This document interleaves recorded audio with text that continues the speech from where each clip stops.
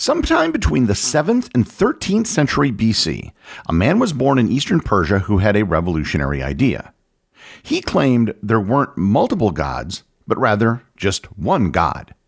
He established a religion which, at various times, was one of the most followed in the world. And thousands of years later, it still has adherents, even though it's only a fraction of what it once was. Learn more about Zoroastrianism, its origins, and its tenets on this episode of Everything Everywhere Daily.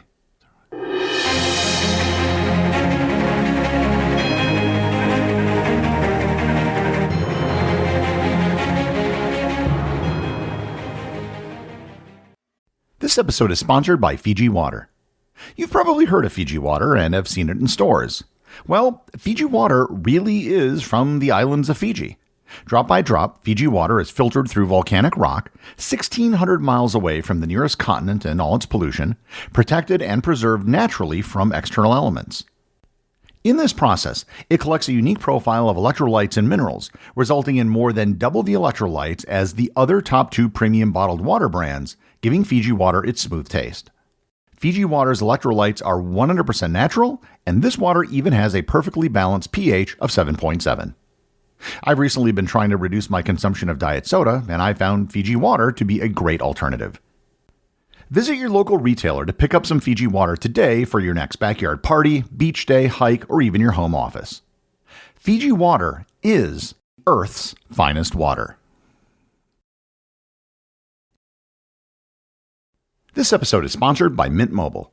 There are numerous subscriptions that you pay for every month. If you want to reduce your monthly spending, your only option is usually to cancel and go without. But in case of your phone, you can significantly reduce your costs while still enjoying almost the exact same service by switching to Mint Mobile. With plans starting at just $15 a month, Mint Mobile gives you premium wireless service on the nation's largest 5G network. With Mint Mobile, you can use your same phone number, contact list, and even connect to the exact same towers and cellular network. The only difference is price. And that's why I recommend Mint Mobile. This year, skip breaking a sweat and breaking the bank. Get your summer savings and shop premium wireless plans at mintmobile.com/EED. That's mintmobile.com/EED. Upfront payment of $45 required, equivalent to $15 a month. Limited time new customer offer for first 3 months only. Speeds may slow above 35 gigabytes on unlimited plan. Taxes and fees extra. See Mint Mobile for details. Zoroastrianism is one of the world's oldest religions, but today it's also one of the world's smallest. The origins of Zoroastrianism date back to its founder, Zarathustra, also known as Zoroaster in the West. The details surrounding Zoroaster's life are murky and estimates vary widely. Some put him alive around the year 1500 BC and others closer to 600 BC. And that's almost a 1,000-year span, which is absolutely enormous. He had to have been born in a pastoral society in what is now northeastern Iran or southwestern Afghanistan. And beyond this, we know next to nothing about him. What we do know, as is the case with many ancient religious figures, comes to us through his teachings. Zoroastrianism is centered on the teachings of Zoroaster, who is believed to have composed a series of hymns and poems known as the Gathas, which form the core of the Avesta, the sacred scriptures of Zoroastrianism. Zoroaster preached a message of ethical monotheism, declaring Ahura Mazda, or the Wide Lord, as the supreme, uncreated God and source of all that is good. He opposed the traditional polytheism of Indo-Iranian religion and emphasized moral choice and individual responsibility. Zoroastrianism is one of 3 very early monotheistic religions that developed in the ancient world. One of the first was established by the Egyptian pharaoh Akhenaten, who established the cult of the Aten in Egypt in the 14th century BC. This didn't last very long, and it was abolished soon after his death by his son Tutankhamun. Judaism is the other major ancient monotheistic religion, which was probably established after or near the same time as Zoroastrianism, although, as I noted above, the dates are in serious question. While many aspects of Zoroaster's and Zoroastrianism's origins are shrouded in history, we do know that the religion gained popularity and reached its peak during the Achaemenid Empire in the 6th century BC.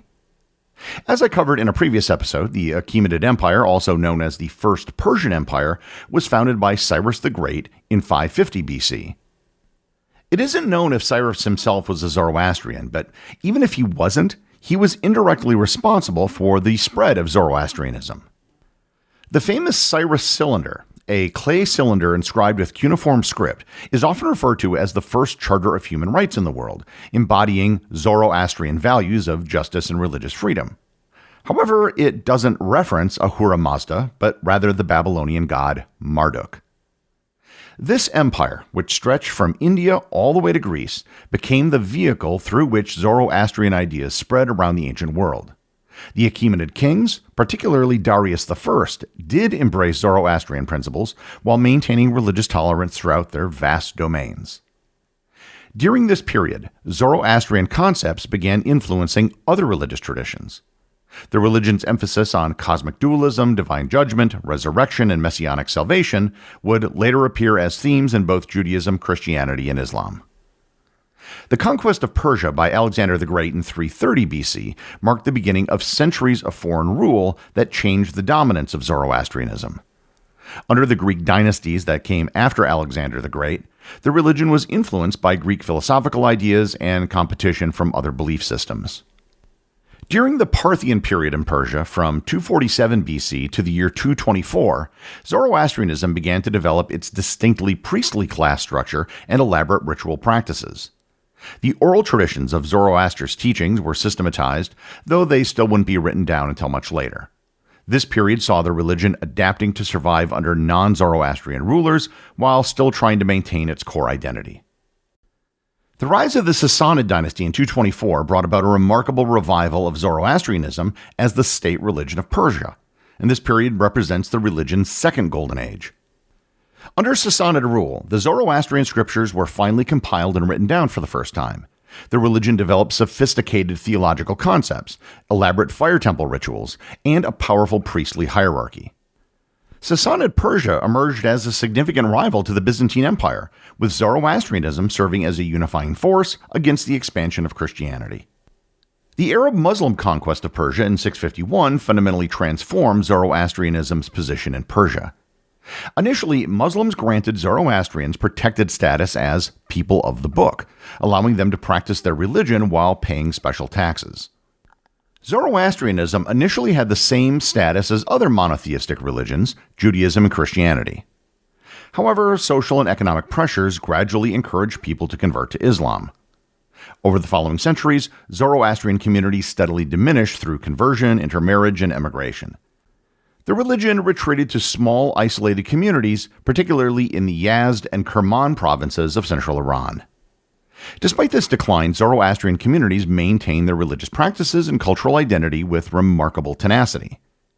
One of the most significant developments in Zoroastrian history was the migration of Persian Zoroastrians to Western India, beginning around the 8th century.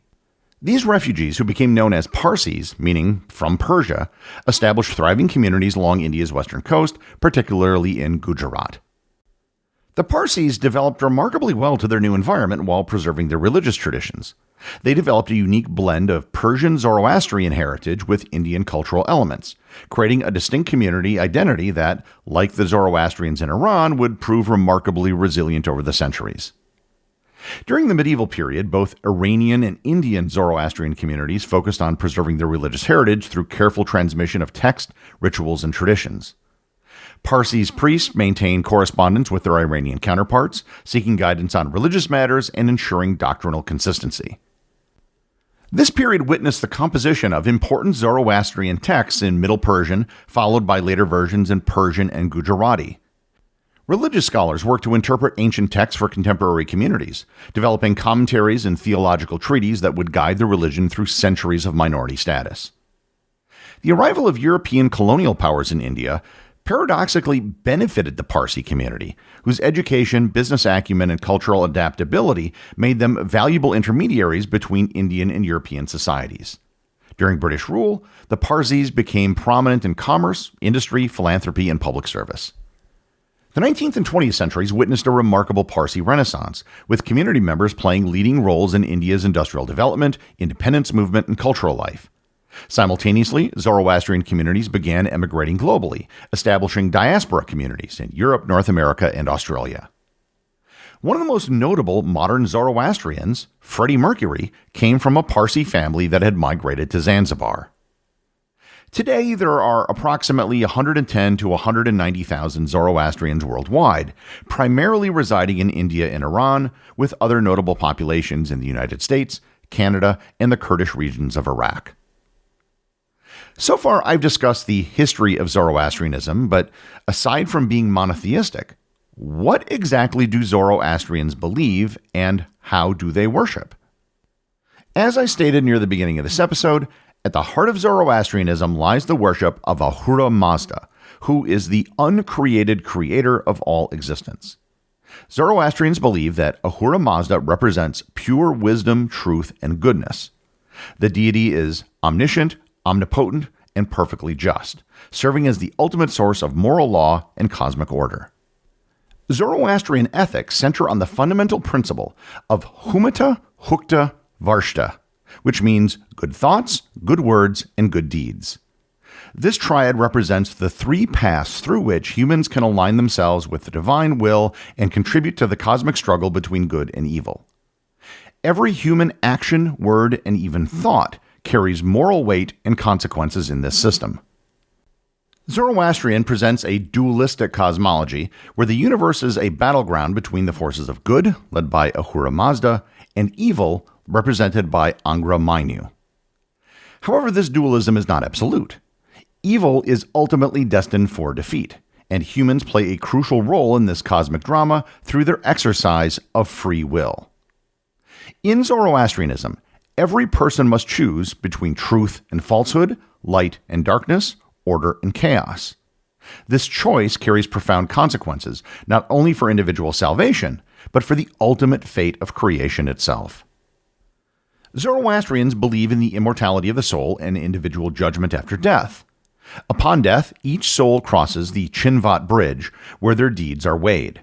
The righteous proceed to paradise, while the wicked fall into hell. However, unlike other religions, this punishment is not eternal. Ultimately, they believe all souls will be purified and reunited with Ahura Mazda.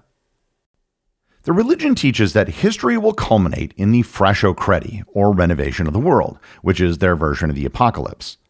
A savior figure known as the Seoshant will emerge to resurrect the dead, judge all humanity, and establish a perfected world where evil is finally vanquished. Zoroastrianism reveres the elements of fire, water, earth, and air as sacred creations of Ahura Mazda. Fire holds particular significance as a symbol of divine light and purity, leading to the religion's association with fire worship, although Zoroastrians worship through fire, not the fire itself.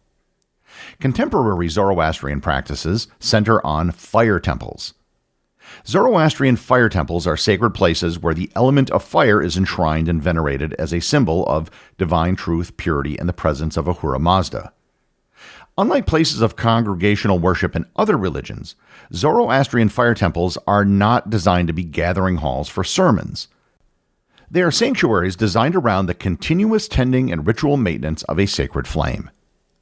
At the heart of every fire temple is the sanctum, a secluded inner chamber where the sacred fire is housed. Only specially trained priests may enter this chamber. The fire itself is kept burning perpetually and is treated as a living symbol of divine order. To maintain the fire, priests perform ritual feedings of sandalwood and incense multiple times a day, always with prayers and under strict purity conditions. Before entering the sacred area, the priest undergoes ritual cleansing and wears white garments, including a mouth covering to prevent contamination of the flame by breath or saliva. Perhaps the most unusual practice of Zoroastrianism, however, is its traditional funeral rites. Zoroastrians believe that a dead body is immediately contaminated by Nasu, a corpse demon that causes spiritual pollution. Contact with a corpse endangers ritual purity, and thus extreme care is taken to prevent the sacred elements from being tainted by decomposition. And for this reason, you cannot bury a body, as it would contaminate the earth. The body also cannot be burned, as it would desecrate fire and air. And likewise, you can't perform a burial at sea, as it would pollute the water. So, if all those options are off the table, what else can you do? The traditional Zoroastrian practice of disposing of corpses involves what's known as a Tower of Silence. A Tower of Silence is a circular, roofless stone structure, typically raised and located on a hill, where dead bodies are laid out and exposed to the elements, as well as scavenging birds, primarily vultures. The corpse is laid on top of the tower in designated rings, men in the outermost, women in the middle, and children in the innermost circles. Birds consume the soft tissues, and the sun sanitizes what remains. Bones are later collected into an ossuary where they disintegrate over time. Zoroastrianism is one of the few religions that has existed for over 2,000 years and continues to exist today. Despite its brief golden ages over 1,000 years ago, the religion never really spread far beyond Persia and other parts of Western India. But thousands of years later, they still remain a small community who managed to keep their ancient traditions alive. The executive producer of Everything Everywhere Daily is Charles Daniel. The associate producers are Austin Oetken and Cameron Kieffer. I want to thank everyone who supports the show over on Patreon. Your support helps make this podcast possible. I'd also like to thank all the members of the Everything Everywhere community who are active on the Facebook group and the Discord server. If you'd like to join in the discussion, there are links to both in the show notes. And as always, if you leave a review or send me a boostagram, you too can have it read on the show.